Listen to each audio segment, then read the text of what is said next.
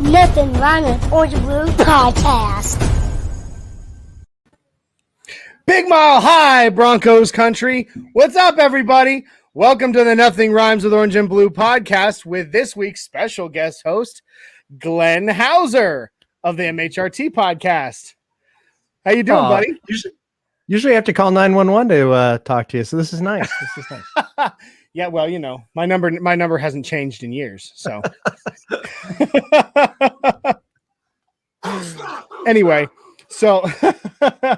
anyway, it's good to see everybody. Glad you're with us.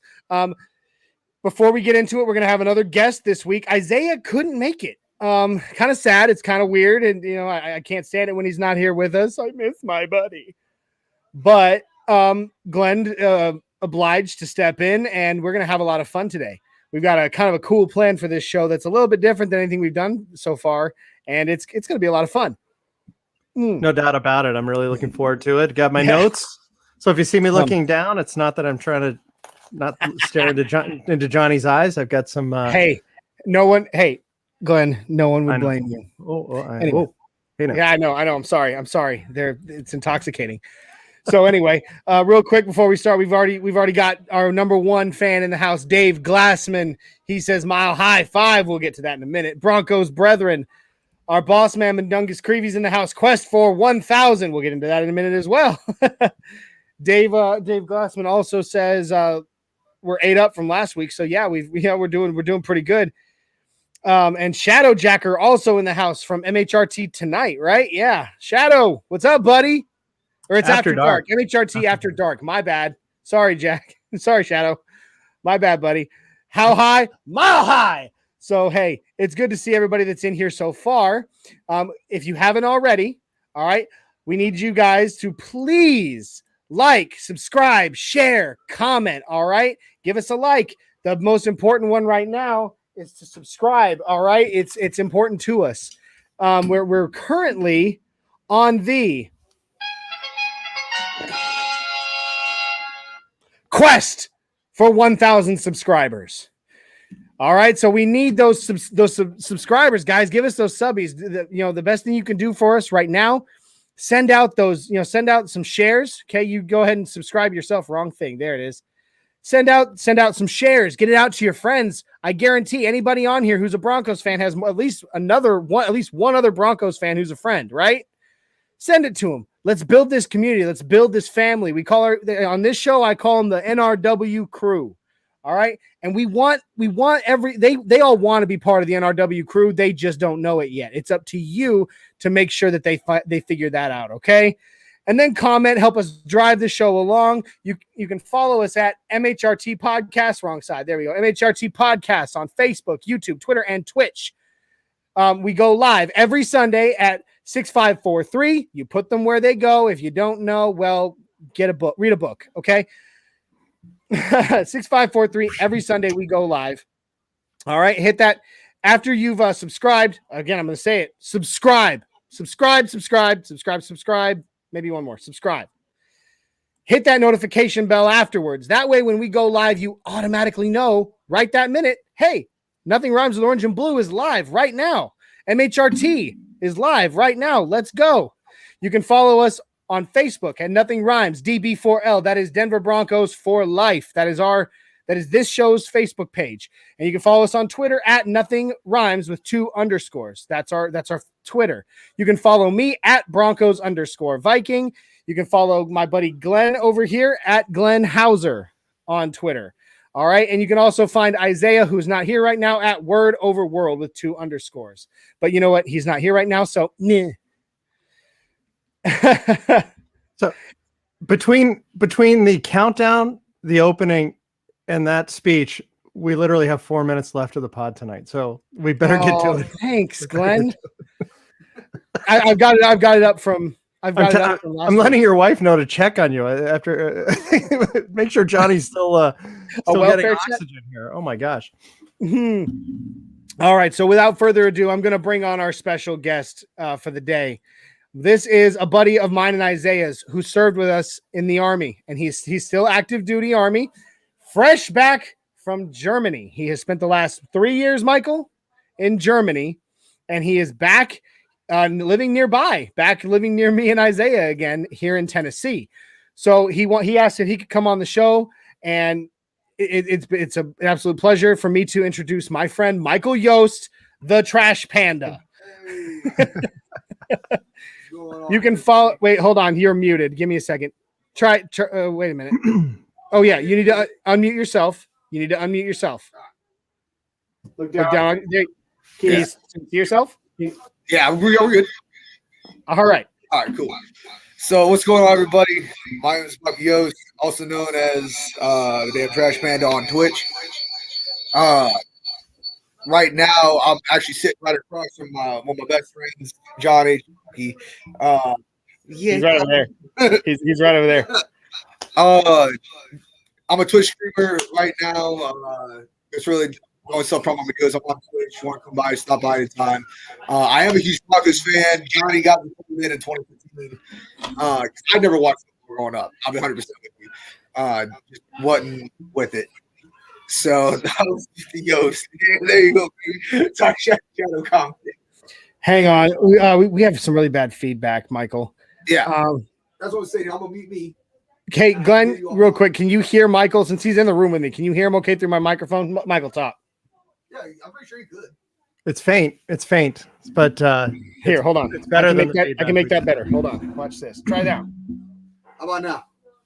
Much better. Just keep speaking loud. Yeah, just talk loud. I'm a loud and thunderous talker, so we both Johnny knows that way too well. Sergeant Yost. Yeah, that's right. Say it with your chest. All right. So I've been a Broncos fan since about 2015. Got into football. I fell off in Germany because it's so hard to watch NFL over there. Like all the games are like at 2:00 in the morning. Yeah. So I'm getting back into it. I'm really excited for the season. And I'm just really glad to be here, man. Good. And we're glad to have you. It's awesome to have you back, buddy. We've missed you. So that being said, yeah, real quick recap. Michael was not a football fan when we met in the Army. He didn't watch football. He didn't care about football. He came over and watched one game with me and Isaiah. And instantly he was a football fan, but more importantly, from that moment and until now, he has been an absolute diehard Broncos fan. So pretty awesome. I mean, he's a as far as Broncos fans go and tenure as a Broncos fan, he's a baby. Yes, I 100%. But you know what? He's still I would say he's a diehard because he became a fan the same season we won the Super Bowl, and he's remained a fan through all the crap years since. Hey, you know what? That's ending this year, though. We're going all the way this year. Like, I really do think so. I don't know if we're going to the Super Bowl, but it's going to look a lot better than it did. I think we're going to at least make the playoffs. Yes. If we make the playoffs, I'm going to be happy. So let's see. Jumping into the comments real quick. Dave Glassman, Mundungus Creevy in the house. Shadowjacker Glenn Burgundy on the pod. Vic's in the house. Happy Sunday, gents. Hey, Vic. It's good to see you guys. Oh, we have Topting. This is a new name I've never seen. Topting123 on Twitch. Heck yeah, fantastic, Twitch, baby. Welcome. Okay, and Mundungus had to point it out because you son of a gun. He won the MHRT beard poll again. So again, you know what? Fine. You won the crown. We talked about last week. The crown is yours, Mundungus. Take it, wear it, enjoy it, because we all know, everybody truly knows that this beard is more majestic. They just don't want to upset the boss man. Okay. Listen, hey, I gotta love you. I love you, but I've seen Mundungus on the show. His beard really is glorious. Yeah, well, like it is top tier. Whatever. He just said that from your own home, Johnny. He did. Get out. Leave my house. Leave my house. The last time I didn't come back for 3 years. That's true. And it was a close vote, Mundungus. It said it was 8-7. So, if two more people who have good taste would have voted, I would have won. So Mike had all his kids vote. That's how. He got all. That's right. Mundungus got all 6 of his kids to vote. That's the only way it happened. Mile High 6, go Broncos from Canada. Oh man, we've got several fans at this point from Canada. It's kind of cool. I mean, we have Rich on from as part of MHRT from Broncos Talk in Canada, but we actually have some other fans from Canada, which is really cool.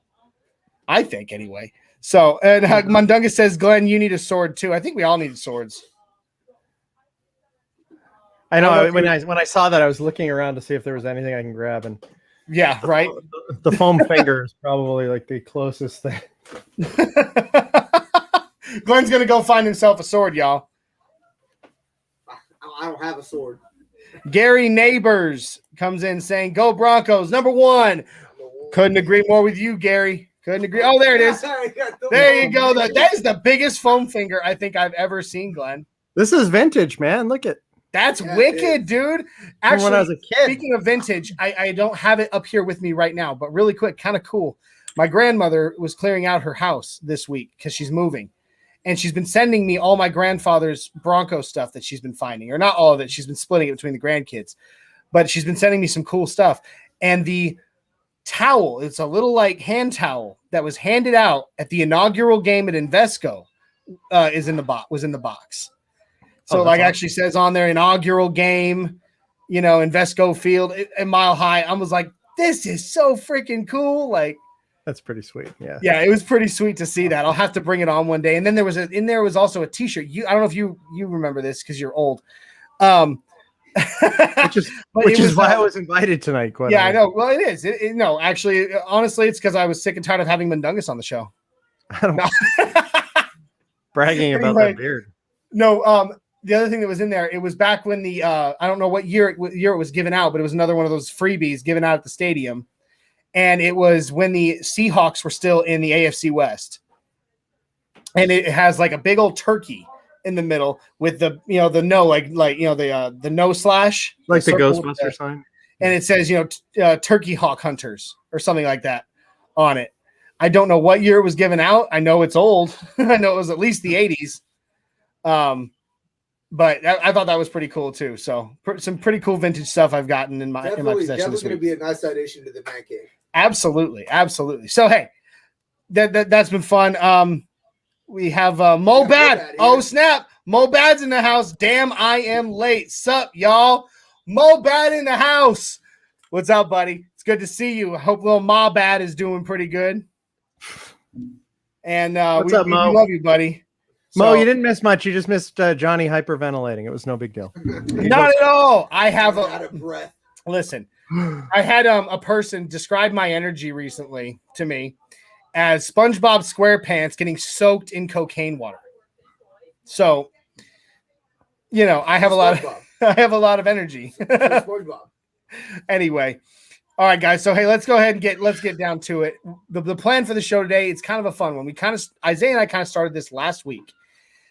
And we were able to work with the defense a little bit, but I wanted to do a show where we go through and with Glenn is an awesome expert on Broncos players. He knows a lot about Broncos players going way back and current and whatever.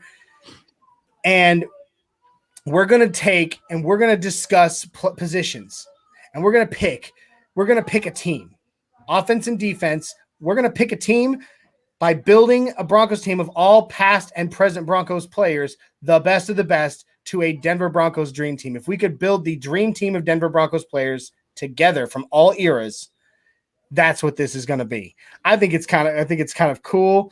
Yeah, that's right. Mobad Dark Knight is MIA. Mike Givens is in the house. He says hello from North Carolina. What's up? Good to see you, my friend. So I don't know, Glenn. Why don't you tell us where you want to start? I want you to. Well, I think we have to start with quarterback. And I said, like I said to you right before we started, shortest conversation of the night, really. I mean, right? Absolutely. If we're going top it's obviously Kyle Orton, right? Yeah, exactly. Yeah. Exactly. No. So. I said Trevor Siemian. No, it's not. No, I mean you can say Trevor Siemian if you want to. You might get bumped off the show for it. But all right, so the best of the best quarterbacks. Elway, there was John Elway. There was Frank Tripucka, and there was I don't remember who it was before Elway. Who was it? Craig Morton. That's right, Craig Morton. Thank you. When we had obviously my job's done. I'll see you later. Yeah. We've had we had Brian Greasy and Kyle Orton and Jay Cutler and Tim Tebow. So I feel like you're forgetting somebody kind of major. who am I forgetting? Peyton Manning. Well, I was getting there. I just hadn't gotten there yet. Across the room. I hadn't gotten there yet. But anyway, so okay. Pick it up, Johnny. Oh, shut up, Michael. As if you're, go do something. Go do something different. All right. Go pretend to lead some soldiers or something. Anyway, so who would you say, Glenn? I want you to start us off. Who would you say? I think you got to go. I mean, it's obviously Elway and Manning, and no disrespect to Peyton, but Elway changed everything for this franchise. Came in 1983. I mean, that was a big day. I mean, I was 12 years old when he got traded to the team. It was a massive day for the city of Denver, and it wasn't called Broncos country back then, but for all the Broncos fans. And so John gets first spot. Obviously, Peyton. I mean, just amazing. It's exciting. He's going in the Ring of Fame. Yeah. I wish he had some other people going in, and I'm sure some of the players that we'll talk about a little bit later that I think are deserving of popping in there. But it's so the top two obviously are Elway, Manning, and for me, it's in that order. My question for you, Glenn, then is who would you put if you had to of a third stringer? Like catastrophic, Elway gets hit, Manning's done. Who's that third person that you're going to pull up? Because that, I think, really is the real question. I think Craig Morton. I mean, he was the quarterback for the first Super Bowl team, the Orange Crush team, back against the Cowboys. Yeah. So that was a huge run. Finally overtook the Raiders, got into the Super Bowl. I think you got to go Morton. All right. So, I mean, I would agree. I would absolutely agree. I mean, I grew up idolizing John Elway. I mean, I had his poster above my bed. That same poster that was above my bed as a child and a teenager is on the wall over there right now. Like, I mean, Elway let's be honest. For Broncos fans, Elway's God. And I see some of the people in the chat mentioning Jake Plummer, and he was great. I mean, it would have been nice to see what his Broncos career could have been had McDaniels not come in there and no, Josh McDaniels, the killer of franchises. Yeah. So, oh man, actually, no, McDaniels got rid of Cutler. What was going on there? Like, we drafted Cutler in first round, and Jake was unceremoniously bounced, which was ridiculous because he, as I recall, he was on a run at the time. Like he was like currently on a hot streak. He was great. He was great, and to the point where he actually, like, Tampa Bay ended up getting him, and he retired. So he never played another game after the Broncos. I miss Jake Plummer. Mundungus brought him up. Good old backup to John Elway, Bubby Brister. God, I loved Bubby. I loved Bubby. He was good for a backup, and he was fun. He was a lot of fun. So we got Stephen Barr has jumped into the chat on Facebook. That's good amazing. evening from Scotland. That's our first time. Stephen, welcome to the show. Welcome to Nothing Rhymes with Orange and Blue. New to the show. We've never had you on here before, I don't think. And if we have, I'm sorry. I was probably drunk and apparently forgot. Good evening from Scotland. Just checking in. Catch the pod on catch up tomorrow. Elway and Manning, top QBs. Go Broncos. State of being Broncos country. Absolutely. Stephen, if you're still hearing this, if you could tell us how you became a Broncos fan in Scotland, that would be great too. Agreed. I would love to hear that story. $10 says it's DOD. No, I bet you anything he's actually Scottish. We actually have quite a few international fans, Really? which is really cool. So, and then we have Mile High 6 up in Canada says Brock top 10. Wow, bud. I mean, if we're doing top 10, he actually might be close. He might be, yeah. Here's I mean, my thing. go ahead, Michael. So here's my thing. This is something that me and Johnny have argued about, I think, since the 2015 season. Osweiler did a lot that season. He played a fair amount of that season and helped get us the Super Bowl. He did. The thing, I think the problem with that is, so there we go. Mundungus says real quick. Mundungus says Steven is from Scotland. Any chance you can send us a broadsword? I agree. Let's make this happen, Steven. Come on, buddy. Help us out. We don't need any. I mean, I've got this sword. It's not even a knight sword. We're MHRT, the Mile High Round Table, and I'm not even rocking a knight sword. It's a katana, but it is what it is. So I agree with you, Yost. I think he definitely did a lot that season, but the biggest problem with why he's not going to ever really be remembered as a great in Broncos country is because the following season he cut bait and ran. Yeah, he took off for what he thought were greener pastures, and they weren't greener pastures. Well, it was massive money. It was huge money, Johnny. Like any one of us would have left. I know, I get it, but I mean, but again, still as Broncos fans, we didn't get to see what he could have been for us. We saw what he became when he got down to the Texans, and then after that, he bounced around. What he's with the Steelers now, right? Something like that. I think Brock. Yeah, and no, that's Paxton Lynch. That's Paxton Lynch. No, he's done. They dumped him too. Oh, okay. Well, that's good. Yeah. No, listen, so anyway, I think I know that your whole thing is that he cut tail and run, but like Glenn said, like it was a lot of money, but I'm still going to give credit where credit is due. Sure. And like I said, I think if Brock Osweiler had decided, hey, look, that's a lot of that is a lot of cash, but I'm going to stay here with the Broncos. You're right. I think he probably would have. He would have blossomed. Phenomenal. Yeah, 100%. I agree. I think he would have done phenomenally. So, but I think the problem with Osweiler was. I'm sorry. Yes. No, go ahead. I was saying the problem with Osweiler, in my opinion, was he did not recognize that he was the backup to a legend, and so he got a real hair across his rear end when Peyton was brought back in and retained his starting as the legend that he is. Well, and I think that turned a lot of people off that, he really had a golden opportunity. Everyone knew that Peyton was on his last legs at that point, and he had an opportunity. The Broncos did give him a good money contract. Houston just came in with just ridiculous, but it was the way he was just so sour about, he felt like he was just mistreated by the Broncos when, like The Rock used to say, know your role, Yeah, I mean, you are the backup to not. I mean, like you said. There's no other word for Peyton Manning. Legend, a legend.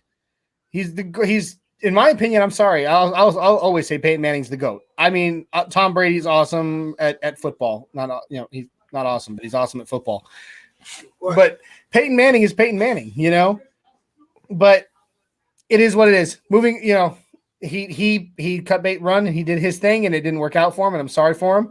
But I agree. We'll go ahead and settle our quarterback position real quick so we can move on. Starting quarterback for our dream team, John Elway. Backup, Peyton Manning.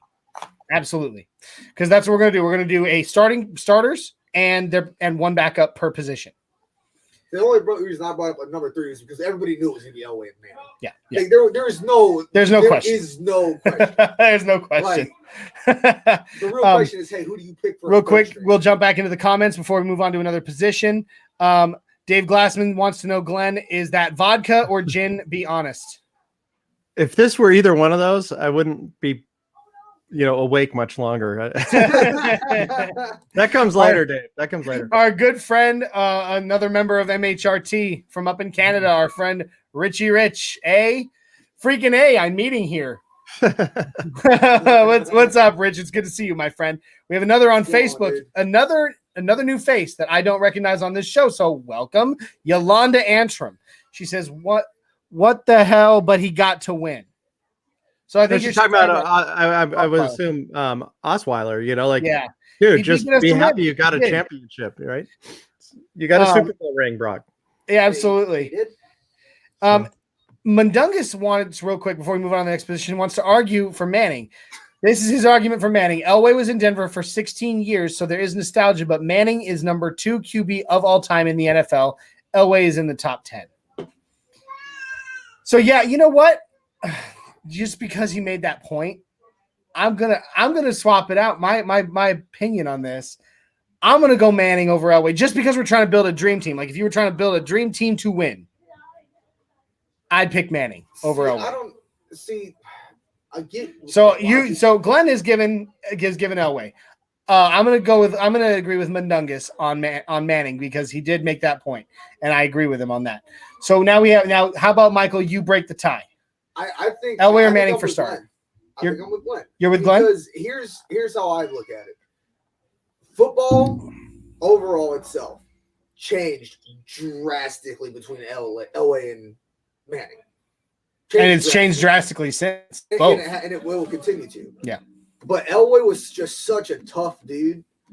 I think any challenge you put in front of him, Elway's going to achieve. I think anything you put in front of him, Elway's going to step up and get the job done. There we go. There's our tiebreaker at QB. Michael and Glenn have outvoted me and Mundungus because Mundungus isn't actually on the show right now. So our dream team quarterback is John Elway. Backup is Peyton Manning. So why don't we move on? What would you say the next good position for offense? Well, let's do running backs, and I think it's going to be a similar conversation. There seems to be two obvious. I'm going to throw it out there right now. Terrell Davis is number one. Period. Floyd Little too, right? The Floyd Little backup, absolutely. Yep. I mean, I don't know, Michael. I doubt Michael even knows who Floyd Little is, and that's okay. Yeah. I know you know who Terrell Davis is because I talked about him all the time, and you watch video. Davis, but I was always I like right behind you. And what's that? Sanders. Yeah, no, Sanders wasn't a running back. He was a wide receiver. Wide receiver. See, this is where we see the baby fan. Right. Yeah, I know. Like I said, I've been out of the game for so long. Yes. Well, Michael, just to give you an idea, Floyd's nickname was the franchise. So, I mean, what he died. Was it this last year that he died, or was it the year before? Within the last 2 years, yeah. Yeah. He passed away in the last 2 years. He was, he's a fantastic. The little button is on the side or top. You just gotta hold it down. But yeah, Floyd Little, he was nicknamed the franchise, and for good reason. He was phenomenal, absolutely a phenomenal running back. And Terrell Davis, I would say Terrell Davis. My vote is Terrell Davis 1. Oh, by far. Terrell Davis was impossible to take down. He just ran through people constantly. I think what I remember most about Terrell Davis that made me love him so much was in Super Bowl 32. When he got kicked in the head, and he had that migraine that sidelined him for a minute, and he still came into the game, said he really couldn't see, but still ran. Like, granted, they didn't give him the ball, but he knew where he had to go to throw the Packers off, right, so that John Elway could complete, I think it was an excellent pass to Rod Smith. And he did that with a migraine that had taken his vision away. I mean, talk about a legend in his own right, and a team, and what a team player, man.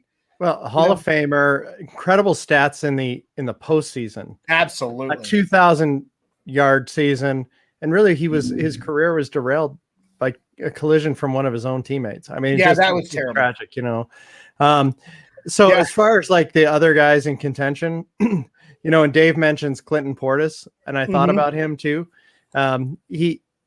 His real value was that he was our we got our best cornerback in the history of our franchise because of Clinton Portis. So that he's worth noting. But I thought even like Sammy Winder and Otis Armstrong back from the days would be considered. But I think it's just obvious Terrell and Floyd are the guys. Yeah, Terrell. I agree with that vote. Michael, do you concur? Yeah. Doctor, do you concur? Yeah, I'll concur just because I said I don't know enough about running backs. I know most of defense because I can't wait to look at the defense. It's really all right. That's fair. So we'll go ahead and say it. Oh yeah. They are our QB1 or not QB1. RB1 is Terrell Davis with Floyd Little backing him up, and so our dream that's our dream team running back. I say we move on now to wide receiver. What? Yes, and do we do 3 or 4 here? I would say let's do 3. Let's do 3. We need at least 2. We need to do our 2 wideouts and at least a slot. Are we really going that deep in narrowing down the slot to slot receiver? Let's just do 3. Let's just do the wideouts. Let's do whatever, whomever. Right. Like whether regardless of. I mean, there's an obvious one, Johnny, and it's your favorite player of all time. Who is it? My favorite Broncos player in history, Rod Smith. Yep. Absolutely, Rod Smith. Bow before him. Rod Smith is a god to me. Mm-hmm. I loved one that Rod Smith was an undrafted free agent who came into the league and took the league by storm. he broke so many records, set so many records, some of which, as far as I know, haven't been broken. There's a few I think that still haven't been broken by, at least not by on the Broncos. League wide, I think he's been surpassed, but on the Broncos as a franchise, he still holds franchise records. Right. And he came in as an undrafted free agent and was just overlooked, absolutely overlooked, and turned out to be a legend. In my opinion, way underrated. He gets forgotten in a lot of talks, especially league wide talks. He gets forgotten when they talk about some of the greatest wide receivers of all time, and it's a travesty in my opinion. So I'm gonna submit Rod Smith for who's number 2. Me personally, I'm gonna say Sanders. I think Sanders did a hell of a job as a wide receiver for the Broncos because he was. Would you say Sanders over Demaryius Thomas though? Because we're looking at the same era right there, Sanders and Thomas. So that's hard because they are both really good players. I would say Sanders though because he had more completions though. I think at the end of the day, or he had a little bit more target, or he was targeted more than. I don't know. What would you say, Glenn? Demaryius by far. Demaryius DT. And I love Sanders. I mean, here's his jersey. Yep, I've got it right. I've got it right here too. Yeah.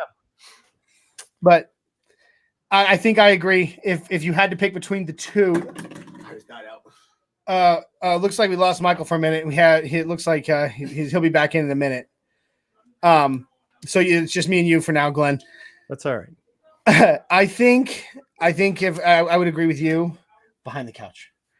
I agree with you that if we had to pick between Demaryius Thomas and Emmanuel Sanders, I'd absolutely pick Demaryius Thomas. So all right, so Michael threw in Emmanuel Sanders.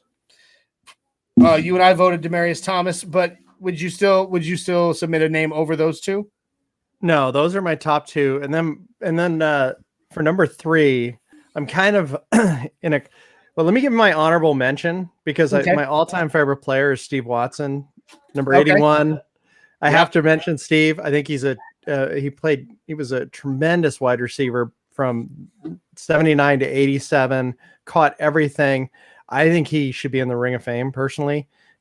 He's a huge fan favorite, but more so he was a huge talent and a big help to Elway, especially early in his career. I'm really surprised he's not considered.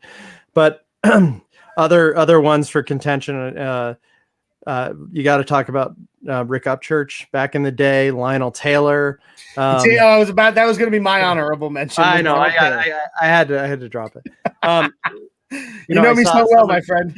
I saw Dave mentioned Vance Johnson. Vance had some clutch catches, but my kind of tie here is Ed McCaffrey and Haven Moses. So Haven back in the 70s and very early 80s, and then McCaffrey was just so clutch. Again, McCaffrey's another one that's not in the Ring of Fame. It's just shocking. He's not. It's sad. I mean, Lionel Taylor, like I said, Lionel Taylor is my honorable mention because not just because I have a family connection to him. I hear all these stories from my mom about him as a kid, and sometime on one of these shows, I'm going to tell one of my mom's stories because it's such a fun. It's like it's him outside of the organization, off the field. That is just such a cool story. But I have that connection, but I have watched what little tape there still is of Lionel Taylor, and he was great. But I would agree with you. I think for number 3, I would go McCaffrey. Yeah. I would agree because we can do Mac, I waited in line at the Twin Peaks Mall in Longmont, Colorado, my hometown, for 6 hours, I think, after the Broncos won Super Bowl 32. To get his autograph on a plaque that hangs in my in the stairwell of my man cave now. But Eddie Mack could take a hit, like he took. But he'd do that. He would then get up and he'd do the head thing. Yeah, he'd do the head like thing. He's getting his brain back. Okay, we got Michael back. Michael, welcome back. Back. Sorry. So Eddie Mack would take those, but he would take those hits. Like that guy, Michael. Could you mute? Hang on. Oh, sorry. There we go. Is that better? There we go. Yeah. We had that feedback problem again. Sorry. we had Eddie Mack would take these hits that just would annihilate just about anybody. And then, like you said, Glenn, he would just kind of get up and crack that neck a couple times. He'd get right back to the line, and he would be back to it the next play. And he caught those passes too, so he wasn't just taking the hits; he was holding on. Yeah, he was catching the passes, except for that one. I think it was in 99 or 2000 when his tib fib broke. That was disgusting. No, it was 2001, September 10th. It was the opening night of Invesco, and the next day was September 11th. That's but right. He always used to have the little baby shoulder pads and these giant, like, jacked up arms. That's a good choice. Yeah, he did. He had those tiny little pads and huge arms. He definitely he was a character. And my grandfather ate his horseradish sauce. He had a horseradish sauce company. My grandfather ate his horseradish sauce for like years. Yes.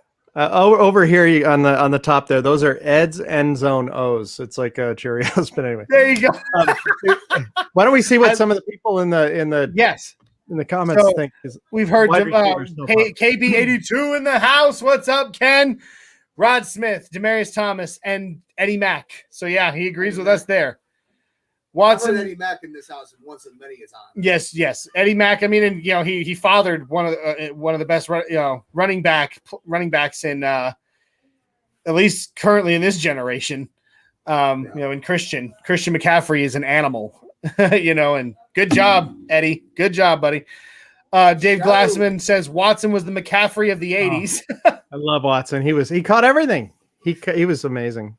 Yep, he did. I honestly, I was born towards the end of the 80s, so I don't remember. I have seen tape of Watson. I've never got to. I never personally, at least not that I can remember, got to watch him live. Yeah.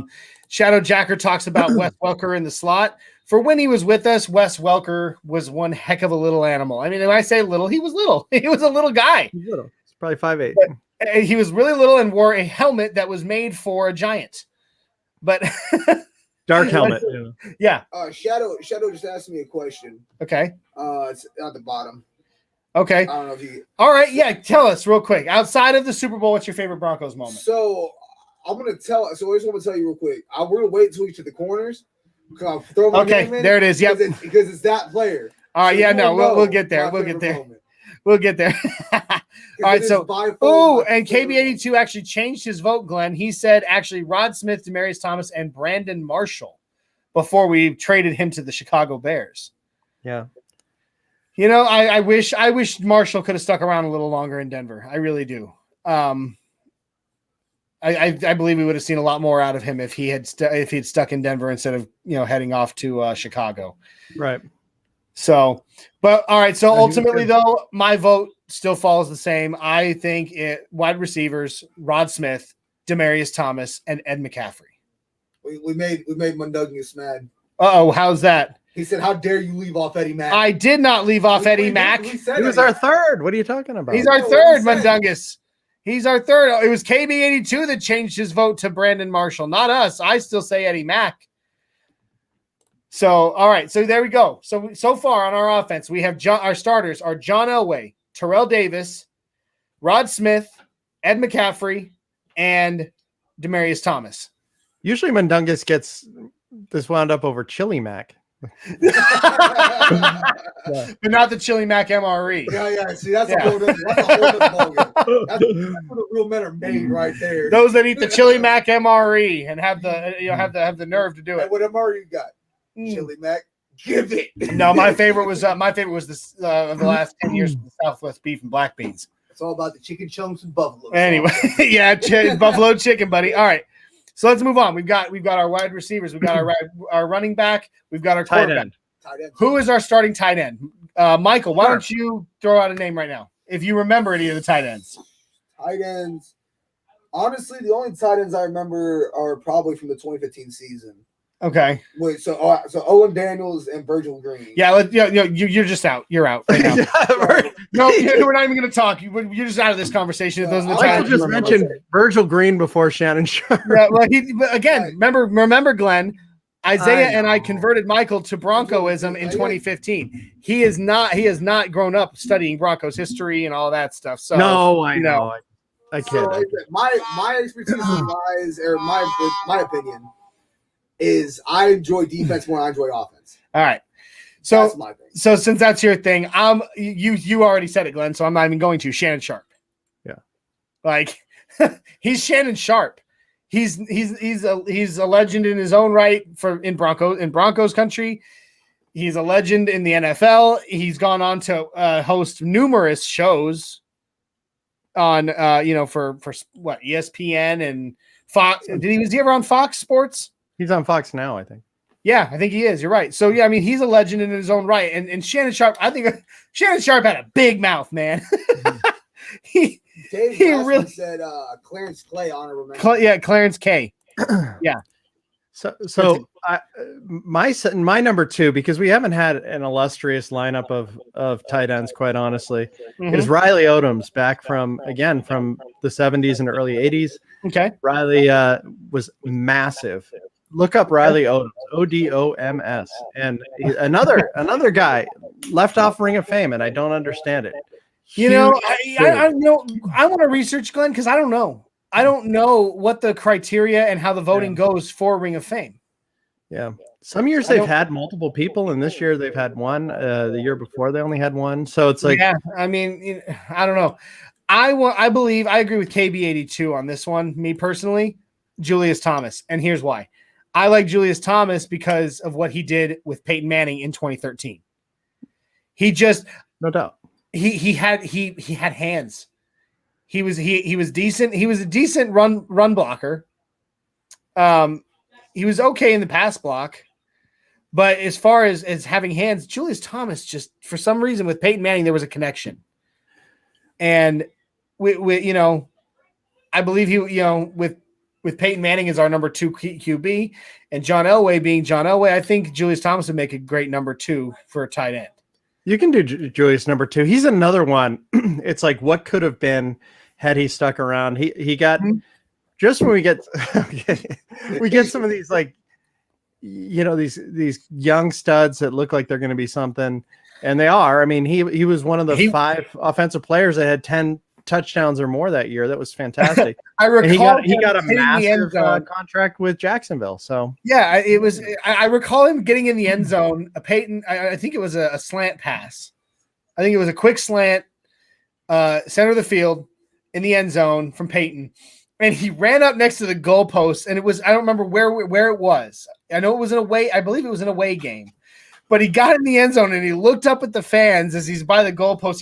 He spiked the ball and then he started shouting, It's too easy! It's too effing easy!" Like, he literally cursed it as loud as he possibly could. And, well, we've been seeing a lot on Facebook. It's been the 7 touchdown opening game for Peyton against the Ravens. I don't know why that's all of a sudden becoming something that's this past week, but Thomas caught the first 2 touchdowns there. Yes, he did. He was great. So it was good. That's a good choice. We're going to keep moving it along because we're already at 45 minutes and we still haven't. We're still haven't hit offensive line yet. I say tight ends, and I think you'll agree, Glenn and Michael, since all you remember is Virgil Green and Owen Daniel. Your vote doesn't count. We'll go with back to running back. Back to running back. Real quick, just because we didn't talk about him at all. C.J. Anderson. That's what I was thinking of. Okay. We never brought up C.J. Anderson. C.J. was okay. He was good. He was good for us in 2015, but since then, I know in the grand argument of running backs, C.J. Anderson can barely even be spoken in the same breath as Terrell Davis and Floyd Little. But that's what I was thinking of. So, all right, and that's really it, Michael. Since we're only allowed 2, it's tough, especially a position that has had so many players. So many successful players. So I agree, though. So we'll make our number 1 Shannon Sharp and our number 2 Julius Thomas. Do you concur, Doctor? That works for me. All right. So all right, well, let's get back to the comments real quick. Looks like. Okay, but what era though? Up till the 2000s, they used a lot of pro sets, so we could have had TD and Floyd on the field. I mean, that's true, I guess. I never thought about that. The scheme that way. He just put out left tackle Bowles, center Nalen, and we'll get there, buddy. I promise you. We'll hit the offensive line here in a minute. Chili Mac MRE comes with cornbread now since KB82. No, it hasn't. No, it's only had cornbread in it since you've been in the Army, my friend. That's right. No, that is absolutely not true. Because the first time I had the Chili Mac, it came with that nasty wheat bread. The float tile? Yeah, the float tile. Yep, that nasty wheat bread thing, whatever you call it. There isn't even a name for it. It's a floor tile, man. Yes, it's terrible. It's terrible.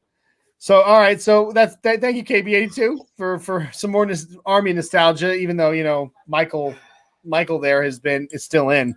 By the way, happy birthday to the Army. Yeah, no one cares. So, I'm joking. Happy birthday to the Army. I served, and Mundungus served, and Isaiah served, and you're still serving for whatever reason you have to do that. 3 more years, baby. So, happy birthday to the Army. Okay, so let's move on to our offensive line. We got to get to it. So, Mundungus is going to go ahead and start us out on this one. Offensive line, he says left tackle Bulls, center Tom Nalen, and right tackle Ryan Clady. I have to pull rank on Mundungus, so don't you? on left tackle here. Go ahead. Gary Zimmerman, Hall of Famer. It's hard to fight that one. It's really hard to fight that one. The other two are right on. Yeah, I agree. Absolutely. Ryan Clady at right tackle. That's another career that got cut short by injury that should have. Oh God, it made me so sad. Playing basketball. I mean, that's. Ugh. Oh, Ryan Clady. Why? What could have been, my friend? he was enormous too. I mean, now Garrett Bowles, don't get me wrong. Last season, he had an incredible season. And he got snubbed on the Pro Bowl, but he got second team All Pro. He deserved more. He didn't get it. Whatever. I'll give it to him that this last season he had it. But as far as we're looking at all time, who would have been our best? I have to absolutely agree with you, Glenn. Zimmerman at left tackle and put Ryan Clady at right tackle. Tom Nalen at the center. Can't argue.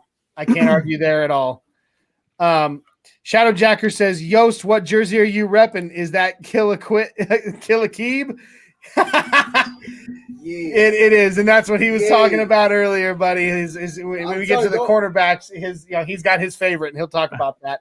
Don't worry. Like I said, when we get there, we're gonna get there because I got tons of reasons. Dave Glassman says, forgot about Jones, KB. So that would be Tony Jones. He was great. Another great one that could is a good competitor in our little competition here. What would you think? Some of my notes I've got for tackles on either side. I've got Zimmerman and Clady, or the top two. Some of the old school guys. I mean, you got Tony Jones, you got Ken Lanier, Dave Studdard, and Matt Lepsis. Okay. I remember. Yep. Left guard, you got to go Schlereth. Mark Schlereth. There's no doubt. Mark Schlereth was more. Yeah, Keith Bishop was a great guard back in the 80s for Elway. Ended up working with the team. Backup center to Nalen, I have Billy Bryan. And then the right guards, Dan Neal and Paul Howard. Neal played in basically every game from like 97 to 04, it looked like. And I believe almost every snap. Yeah, including the first two Super Bowl wins. So yes, he did. So there you go. I like that. I still think ultimately, though, I would agree. Gary Zimmerman on the left, Ryan Clady on the right, and probably Tom Nalen at center. You go ahead and slot in your top guards because I've never Schlereth and Neal, I guess, right? I mean, yeah, Schlereth definitely. I couldn't remember another great one like right off the top of my head. Yeah. So Schlereth and Neal. So there we go. There's our offense. Our offense is built. I say before we do defense, let's just do a quick hit, knock it out of the park real quick on special teams. For kicker, we'll do kicker, punt returner, punt/kickoff return, and maybe a punter. Okay. So kicker, Jason Elam. Right, no doubt. Absolutely, Jason Elam. Nobody, no, Matt Prater would be a close second. So we could say he's second string. Yeah, I would say a good backup to Jason Elam would be Matt Prater, but no, Jason Elam was the most accurate kicker the Broncos ever had. He rarely missed, and when he did, he only missed by a little. Matt Prater was awesome until he got busted, smoking the ganjis, and I think it was alcohol, but he was. I mean, so clutch, especially. He was a pen pal with me when I was in Afghanistan. What about McManus, though? No, not even. No? We're not even going to talk about McMahon junk right now. Really? Mm-hmm. No, he's decent. He's decent. He's a decent kicker. He's a decent kicker. He is not. McManus, but he's also broken records. Has he not? He's tied records, but it's not hard to tie that record in Denver. Let's just be honest. The distance kick, that's not hard to do when you're in Denver. But you know what? When it comes to he is consistent as a kicker. Not really. That's the thing. He has not been consistent. I know. I think the last this like for years he hasn't been consistent. He went from about his first 3 seasons, I would say. Wouldn't you say, Glenn? 2 or 3 seasons, being a very consistent kicker. Then he got his enormous contract from the Broncos, and soon after, it's just been this. It's just been up and down and up and down, and for weeks and weeks he'll be awesome, and then just suddenly plummet. And his consistency over the past 2 or 3 seasons has been. Like I said, I've missed the last 2 or 3 seasons. Exactly. I don't just like him like Johnny does. I mean, he's certainly not a fan, but I mean, Elam was something special. Prater bailing out Tebow was all the time was great. If you ever seen the Saturday Night Live skit with Tebow, and it actually Jesus praises Prater by specifically, which is nice. I would Google that. It's definitely worth watching. It's hysterical. It was the locker room after the Bears win against the Bears. So, agreed. As far as punt and kick returner, for me, it's Rick Upchurch. He's one of the all-time greats in the NFL, all-decade team, Ring of Famer. I think he's the guy. I agree. I won't even throw out a different name for the because I think as far as the Broncos go, there has never been a better returner than Rick Upchurch. So I'm sorry, I'm sorry, Yost. Brandon McManus has been too inconsistent the last 3 seasons to even have a chance at a mention in this. Like I said, what I remember from McManus is that when you needed him, he did well.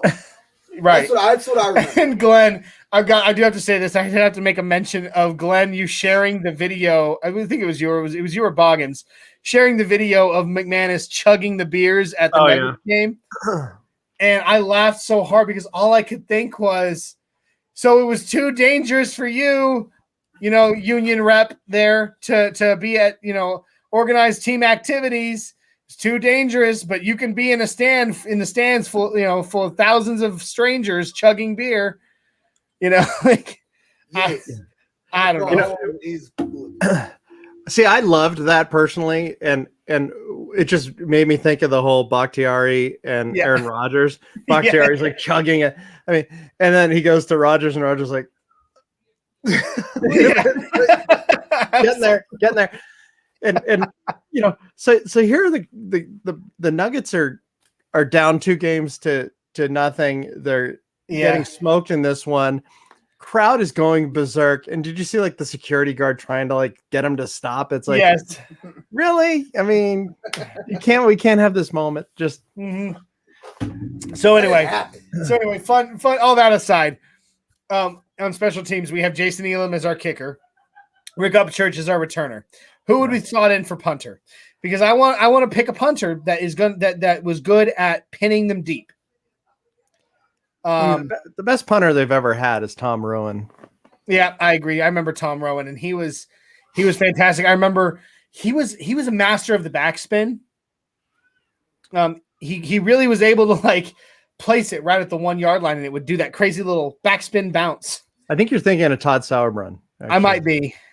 Yeah, but Ruin was consistent. He was Heritage High grad out in Colorado, so I mean, he was a hometown guy, and I mean, he's listed in the top 100 players of when the Broncos did their top 100 in franchise history. Tom Ruin made the list. Well, yeah, there you go. No, so all right, so there's our so that we have our offense. We have our offense set. John Elway at QB. We have Terrell Davis at running back. We have Rod Smith, Demarius Thomas, and Ed McCaffrey at wide receiver. And at tight end, we're rocking, we said Shannon Sharp and Julius Thomas. In our offensive line, we said we had, it was, oh goodness. Why did we not make an XL on this? I don't know. I probably should have, and I didn't think about it. Wait, we said Ryan Clady was at right tackle. We said Gary Zimmerman was at left tackle. We had Neal and Schlereth at guard, and at center Tom Nalen was Tom Nalen. So there we go. That's our offense. Our special teams: Jason Elam at kicker. Returning is Rick Upchurch, and our punter was Rowan. So fantastic. Yeah, my mom is in the chat. Hi, yeah. This is Bobby. Sorry. Why do you call her that? You've called her mom forever. Call her mom. Hi, Mom. All right. So you know what? You know what time it is now? It's time to move on to our defense. We might have to fast track these since we're gonna have to fast track. But we already worked on the defense some last week with Isaiah when he was here. So we're gonna as far as linebackers go, Glenn and I talked about it. We're not going to talk about outside linebackers, inside linebackers. We're just going to talk linebackers. The only differentiation we're going to do is separating pass rush or the edge rushers. Okay. So, KB82 says, "Mom, the meatloaf." Oh, a little shout out to Will Ferrell there. Fantastic. Thanks, Kenny. Appreciate it, buddy. So. Can she hear you guys from her basement? I mean, really? No, maybe I'm loud. We're both loud individuals, but no, she's all the way near Denver. We're in Tennessee. She can probably still hear us though. Poor mother. All right, so let's start with edge rushers. Obviously, Von Miller. That's not a question. There's no question. He can't. I don't think you even do a second one. I think you just do Von.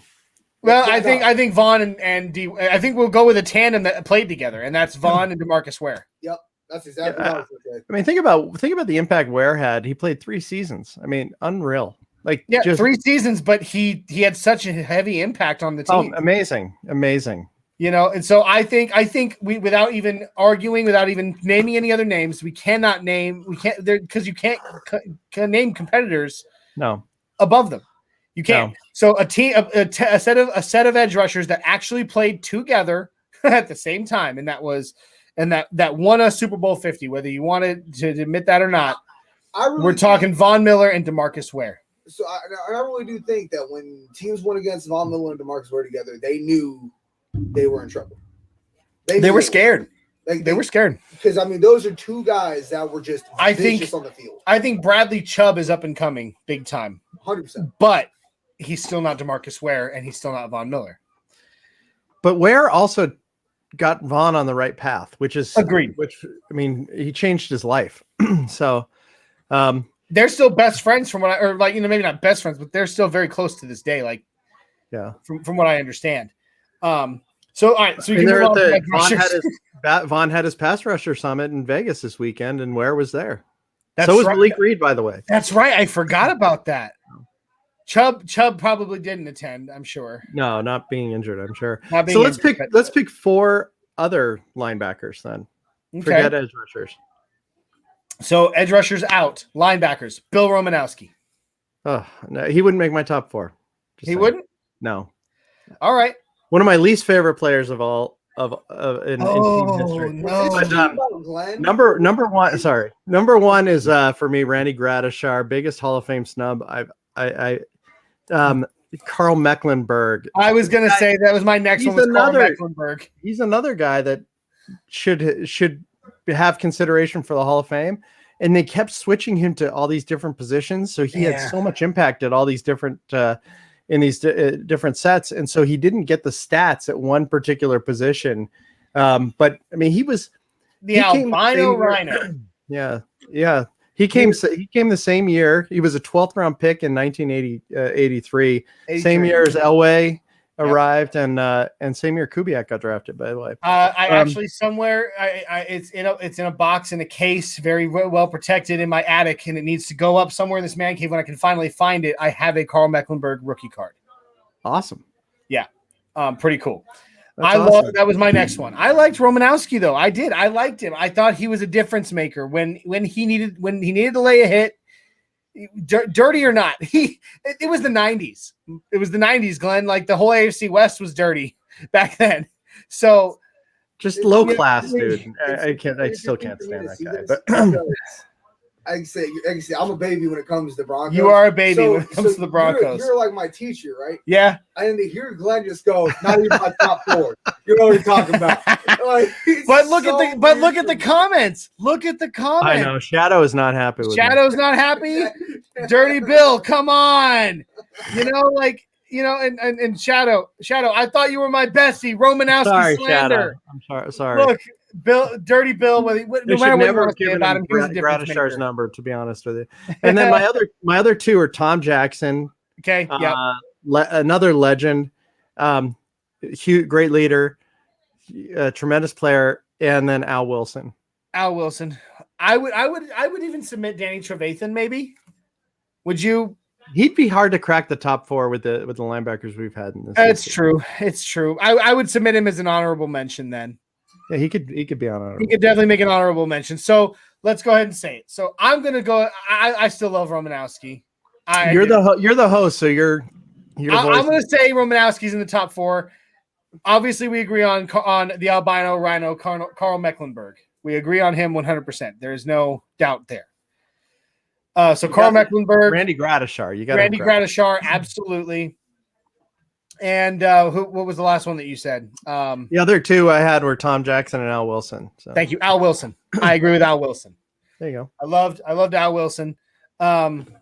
So we let's move on to our defensive linemen. We left out John Mobley. I had him on my list, but I was waiting. I was waiting for my. Yeah, I forgot. I can't believe I did that because last week we talked about him, and I was a huge John Mobley fan. I had him on my list, but I didn't want to give Mundungus the. You didn't want to give him the satisfaction. I had Mobley and Bob Swenson as the other two people I listed. Mundungus or I Riot. Well, I mean, you do have the enough children to be a full blown Riot, buddy. So that works. So okay, sorry. Now I have to rethink. We said Al Wilson, Randy Gradishar, Carl Mecklenburg. Those three I think are irrefutable. And now I have to struggle between John Mobley and Bill Romanowski. So you know what I think? I do know what you think. I do get Mobley in there. I do know what you think. And I think I agree. Did Romanowski knock that last pass down to win the first Super Bowl? I don't think so. It was John Mobley. John Mobley. It was John Mobley. Listen, I'm going to go with Mobley just because if Glenn and Mundungus are both going John Mobley. Look, I met John Mobley once, and not only was he a hell of a player, he was a hell of a guy. I don't doubt that. He was he was a gentleman, plain and simple. He was a gentleman. So, all right, there we go. There's our 4 at linebacker, okay? John Mobley, Randy Gradishar, Al Wilson, and it's flying through my head. Carl Mecklenburg. Thank you. Good Lord. Why am I forgetting this? I really should have created an Excel document. I just didn't think about it. Has anyone noticed that Johnny drops more names than Larry King? I'm just pointing that out. Wow, Glenn. You know what? Hey, buddy, I can drop you too. Oh! Anyway, I'll bring you back. No, in KB82 says we should have picked Ray Lewis over Mobley. Maybe.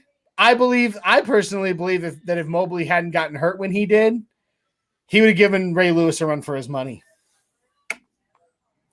I really believe that wholeheartedly. So, all right. So now we need to let's do a defensive line real quick. Are we picking 4 or what are we doing on D line here? I say we pick 4. Yeah. Pick 4 defensive linemen, and it doesn't matter whether they were defensive tackles, nose tackle. Let's pick 4 defensive linemen that we think would have been absolutely just a beast of a unit. So why don't you start us, Glenn? I mean, so many of them are older guys, so you're probably not going to be thrilled about it. Still like you. Exactly. Yeah. Simon Fletcher, I think. I know Simon Fletcher is an automatic. I think Trevor Price. I think Rulon Jones is up there, and Reuben Carter, nose tackle. Honorable mention to like a Derek Wolfe, a Lyle Alzado, Paul Smith, and Tombstone Jackson. What about Neil Smith? I was a huge Neil Smith fan. I mean, he was good. He didn't play a whole long time, but it was extra satisfying getting him from the Chiefs and then winning some Super Bowls. So that was good. Yes. So, all right. Barney Chavis was another honorable mention, but he was from the 70s. So Trevor Price, absolutely. I would say, and Mundungus and Dave Glassman both agree. Trevor Price. KB82. Ray Lewis would have gave Mobley a run for his life. All right. John Mobley didn't look good in a white suit. Whatever happened to that suit? Never mind. I don't know, but I digress. You digress. And poor Yost. He wanted to be part of the show. He's over here texting. Oh no, I'm looking up stats. Oh, you're looking up stats? Dead ass. I'm looking up stats. I'm proud of you. Oh my gosh, good job. I'm looking up stats. Yeah, but the problem. Yeah, that's what I'm at. Yeah. All right. Johnny, the problem is the stats he's looking up are Owen Daniels and Virgil Green. Owen Daniels and Virgil Green. To go back to that. Yeah. Well, here's how I look at it. What did we say always during 2015? We always said it was Orange Crush 2.0. Well, Orange Crush was defense, though. But no, that's what I'm saying. No, that's what I'm saying. It was 2.0, but even that 2.0 could never hold a candle to the original Orange Crush, pal. So who are our 4 starters there? Would you say we obviously said Trevor Price, Simon Fletcher, absolutely. I got to go Reuben Carter. He was a nose tackle for 11 years. Okay. And then do you do a Rulon Jones? I mean, he was a sack machine. I me personally, I like Derek Wolfe. I was a big Derek Wolfe. Someone a little bit more modern like Wolfe. Yeah, that's fine. Yeah, I like Derek Wolfe, and I know Michael knows. I know Yost knows who Derek Wolfe is. Derek Wolfe is. Well, actually, I remember you used to get up every time he'd sack. You would get up. Michael would get up and he would do the howl. He'd throw the hands back and do the wolf howl every time in my garage. Bro. Like back when the man cave was in my garage. Got his hands on you. Derek Wolfe wouldn't let go. No, he was the big bad wolf, man, and I wish that he hadn't headed off to the Ravens, but it is what it is. Yeah. So all right, so we're good there. We're good there. Price, Fletcher, Reuben Carter, and Derek Wolfe. All right, that's our defensive line. Let's move back into our secondary. All right, safety. Are we doing free safety, strong safety, or we just no? Let's just do 3 safeties. Three safeties. Steve Atwater, Dennis Smith, and John Lynch for me. Yeah, John Lynch. There it is. I mean, you really can't argue, even with the likes of with names like T.J. Ward and some of the others out there. It's just, yeah, exactly. I was gonna say T.J., but. That TJ though, but I'm sorry, Steve Atwater the hit, and that guy was just when he hit people, he hit him hard, and they felt it for weeks. I guarantee they still felt weeks later. They still felt the impacts that Steve Atwater would lay on them.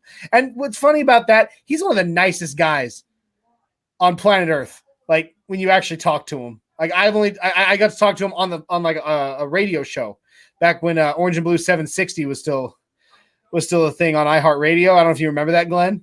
Yeah, but I would call in often to Orange and Blue 760, and I got to talk to Steve Atwater several times. And I remember I've known people that have met him in person, like actually run into him and talk to him, and they just said he is literally the nicest person they've ever met. But when he had his eyes on you on the field, when you had that ball, he wanted blood. Right. He saw red and he would hit so hard. And Christian Okoye had never gone backwards in his life until he met Steve Atwater, So Steve Atwater is my number one. And then you said who for number two? John Lynch. Dennis Smith is my number two. Lynch Smith, is third. Right. Honorable mention. I mean, Mundungus just mentioned it. One of my all-time favorite players. I've got a signed jersey back there. Brian Dawkins. Yeah. And I love Justin Simmons. I mean, he and Cortland are my. Who is it that doesn't like him? Is it Rich that doesn't like Simmons? Yeah, I mean, Rich, I don't know what's wrong with you, dude. I love Justin. I agree, but ultimately the top three. I would agree with you, Dennis Smith, or Steve Atwater and Dennis Smith, and John Lynch. John Lynch did. And Lynch is hard with Dawkins. Those two both didn't play a lot of years with us. They had very established careers elsewhere. Had already basically had Hall of Fame careers elsewhere, but with Lynch going into the Hall of Fame this year and already in the ring of time fame, coming, long time overdue. Yeah. So here's to that. All right, so top three cornerbacks then. Well, that's easy. Champ. You can't Louis get it. Wright. There is literally no one you can argue for number one over Champ Bailey. No, and then Louis Wright is my second. Your time has come. Your time has come in a minute. And then obviously Michael's gonna. So for me, it's Champ. It's Louis Wright. And that's non-negotiable. We're definitely he's number two. And then for number three, I know Michael is going to go Chris Harris Jr., but I'm going to go Keep Talib. All right. All right. All right. Absolutely. I agree with you. Champ Bailey, number one. It's uncanny. Champ Bailey is number one. He always will be number one. He is Champ Bailey. His name was Champ for a reason. Okay. Oh God. He was Champ Bailey. And there's no argument there. And who'd you say, Louis Wright? Louis Wright. Yeah, Louis Wright. I don't remember him very well personally, like on a personal level. I was born towards the end of his career. Yeah. So I know who he is, and I've seen tape and a lot of things, especially he was a shutdown corner back in the 70s. During the mid 80s. I've seen a lot of him lanky against the AFC West. I mean, very decorated, all pro, not just Pro Bowl, all pro. I mean, yes, it was good. And I agree. I think you said Aqib Talib because we know Michael's going to pick Chris Harris Jr. It's coming. But I personally liked Chris Harris Jr. a lot too. I really did. I won't disagree that Chris Harris Jr. he was undrafted. He was another one of those diamonds in the rough that was an undrafted free agent that came out and just took the NFL by storm. Shadow's excited. Yeah, Shadow is excited. Story time. All right, so hey, Michael, I'm gonna agree with Glenn on this too. Since your obvious pick is Chris Harris Jr., I'm gonna outvote you with Aqib Talib. Yeah. So yeah, there we go. There's our three. There's our three top cornerbacks right there. Champ Bailey, Wright, and Aqib Talib. Now tell your story about Aqib Talib before you go into a diabetic brain coma. Aneurysm. Yeah, that. So no, I'm always gonna say Aqib Talib because here's the thing about Talib that I enjoyed. One, he was definitely a threat as a cornerback. All right, if it got near him and he could grab it, he was grabbing. He was going. He was a ball hawk. He really was a ball hawk. He absolutely was.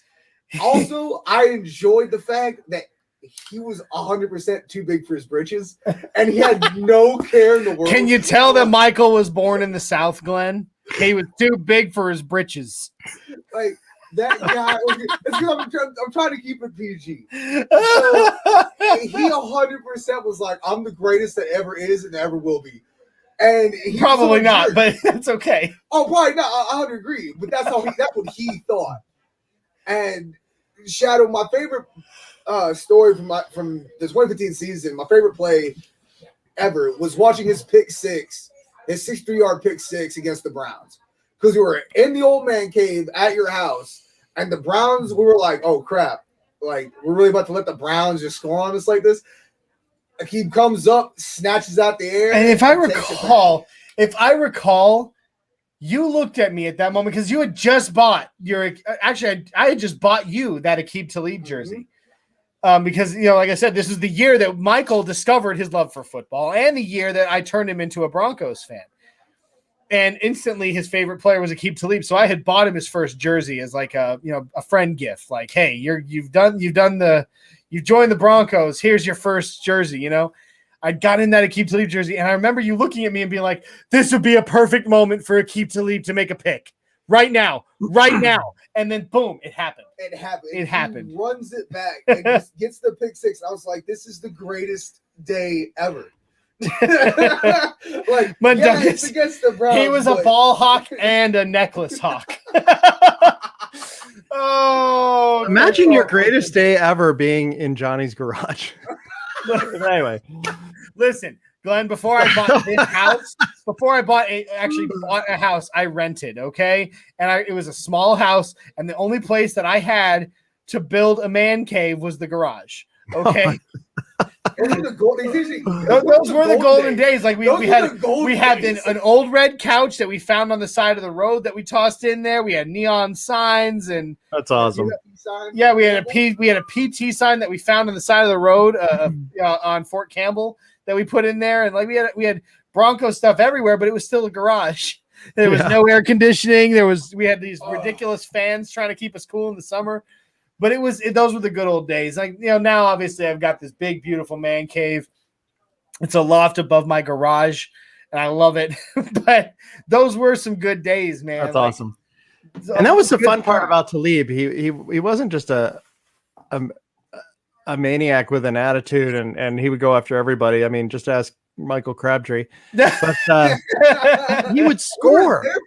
He would score a lot of touchdowns. I mean, he did. He scored a lot of pick sixes. True impact player. All right.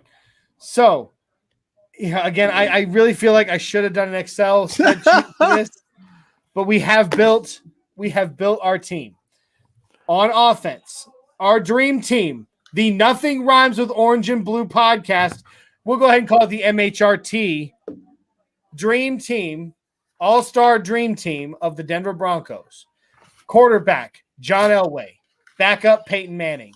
Running back, Terrell Davis with backup Floyd Little. Can I just jump in there? Because I know there's still debate about Manning versus Elway. Sure. And for me, putting John up top, and I mean, Peyton is just the most innovative quarterback I think it's ever played, innovative quite and honestly. cerebral. I would agree with you there. Yeah. But Elway, everything changed in Denver. I mean, we had already had that first year, the Super Bowl in '77, but we never had that franchise quarterback. I mean, we had Craig Morton, but he was in his late 30s. He was old. When Elway came in there, young stud, number one pick, traded, rocket arm, all the comebacks, it just changed everything. And so I'm giving him his due as the guy that really he got Invesco Field built. I mean, let's face it, he got all and that's why Manning takes all right, 1A, 1B. All right, let's do that. 1A, 1B. Sure. And he got Invesco built, which is great. I miss the Old Mile High. I mean, I grew up in Old Mile High. Went to games with my grandfather all the time. I remember the South Stands, Glenn. Yep. I got to hang out in the South Stands, Glenn. That was no place for a child. No, it was no place for a child. But you know what? I was raised in it, and it was fun. It was a blast. Oh. I'm just saying, that new stadium got that new stadium smell. Not anymore, it don't. It's 20 years old. Yeah, it's 20 years old now, buddy. Not anymore. I've got a model of it over here. That smell you smell is not new stadium. No, that's the smell of urinals all over the stadium at this point. Welcome to the NFL. Anyway, all right, so I'm sorry I stepped in. Let's recap so we can get out of here. All right. The Denver Broncos All-Star Dream Team of MHRT. John Elway starting quarterback with Peyton Manning, 1A, 1B. Peyton Manning, 1B. We got our running backs, Terrell Davis and Floyd Little. Wide receiver, we said it was Rod Smith, Demaryius Thomas and Ed McCaffrey. Demaryius Thomas and Ed McCaffrey. Tight end.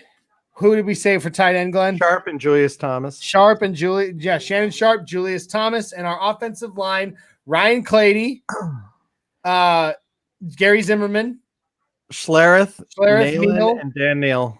And Dan Neal, and okay. Perfect. Now, special teams, our kicker is Jason Elam. Our punter is Mark Rowan. And sorry, who? Tom Ruin. I'm sorry. Blech. Tom Ruin. Shut up. Tom Ruin. Shut up, Michael. You threw me off my game. I threw myself off my game. Who am I lying to? Okay. And our punt returner was Rick Upchurch. Your mom. Rick Upchurch. Your mom even commented on it. I know. I literally just found it again. Because she knows. My mom knows. Okay. She's a lifelong Broncos fan too. Yeah. My Broncos fandom is a legacy. Okay. we go off into the defense. Edge rushers, DeMarcus Ware and Von Miller. Mm-hmm. Our defensive line, we said, is Derek Wolfe and Simon Fletcher and Trevor Price and Reuben Carter. We move on to linebacker.